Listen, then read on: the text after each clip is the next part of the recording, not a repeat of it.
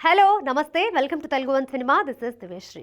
లోకనాయకుడు కమల్ హాసన్ 4.5 దశాబ్దాల పై నుంచే pan India స్టార్గా కొనసాగుతూ వస్తున్నాడు. 2010లో విశ్వరూపంతో హిట్ని అందుకున్న కమల్ మళ్ళీ 2022లో విక్రమ్తో హిట్ని అందుకున్నాడు. ఆ గ్యాప్లో చేసిన సినిమాలన్నీ దాదాపుగా పరాజయాన్ని చవిచూడటంతో కమల్ పని అయిపోయిందనే విమర్శలు వచ్చాయి. అలాంటిది విక్రమ్తో బ్లాక్ బస్టర్ అందుకొని విమర్శకుల నోళ్లు మోయించాడు. కానీ గత ఏడాది శంకర్ దర్శకత్వంలో వచ్చిన భారతీయుడు పార్ట్ 2 దారుణ పరాజయాన్ని చవిచూడడంతో మళ్ళీ విమర్శలు మొదలయ్యాయి.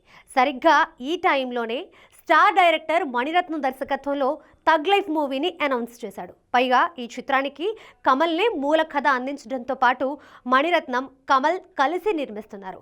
దీంతో అభిమానులతో పాటు ప్రేక్షకుల్లో థగ్ లైఫ్ పై ఆసక్తి పెరిగింది. పైగా 3 దశాబ్దాల క్రితం ఈ ఇద్దరి కాంబోలో వచ్చిన నాయగన్ దక్షిణ భారతీయ చిత్రసీమలో ఒక ప్రభంజనాన్ని సృష్టించింది. తెలుగులో నాయకుడు పేరుతో రిలీజ్ అయ్యి బ్లాక్ బస్టర్ హిట్ని అందుకుంది. దీంతో లాంగ్ గ్యాప్ తర్వాత ఆ కాంబో రిపీట్ కావడంతో థగ్ లైఫ్ పై పాన్ ఇండియా లెవెల్లో భారీ క్రేజ్తో పాటు క్యూరియాసిటీ పెరిగింది. అలాంటిది థగ్ లైఫ్ నుంచి ఫస్ట్ గ్లిమ్స్ రాగానే కమల్, మణిరత్నంల మ్యాజిక్ మరోసారి రిపీట్ కావడం ఖాయమనే నమ్మకం అందరిలో ఏర్పడింది. ట్రైలర్ తర్వాత అయితే విమర్శకుల నోళ్లు కమల్ మోయించడం ఖాయమని ఫిక్స్ అయ్యారు.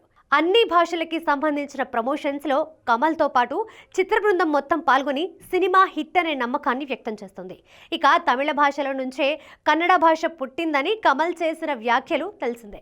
దీంతో కమల్ క్షమాపణ చెప్పకపోతే థగ్ లైఫ్ రిలీజ్ని అడ్డుకుంటామని కన్నడ సంఘాలు ప్రకటించాయి.